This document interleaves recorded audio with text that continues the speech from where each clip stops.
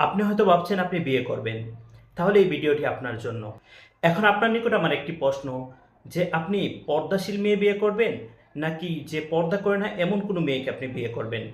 আপনি যদি বলেন যে আমি পর্দা করে না এমন মেয়ে বিয়ে করব, তাহলে আমি বলবো যে ভাই, এটা আপনার ব্যক্তিগত বিষয়। আপনার মূল্যবান জিনিসটা আপনি কি প্রকাশ্যে রাখবেন না গোপনে রাখবেন, তা অন্যকে ব্যবহার করতে দিবেন কি দিবেন না, সেটা আপনার একান্তই ব্যক্তিগত বিষয়। সেই বিষয়ে আমার হস্তক্ষেপ করার কোনো অধিকার নেই। আর হ্যাঁ, আপনি যদি ভালো এবং সাংসারিক মেয়ে বিয়ে করতে চান, তাহলে অবশ্যই আপনাকে দিনদার মেয়ে পছন্দ করতে হবে।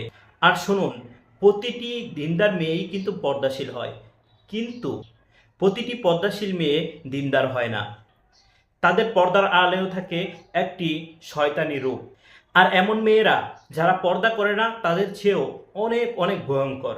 সুতরাং আপনি বিয়ে করতে এমন একটি মেয়ে বাছাই করুন, যে মেয়ে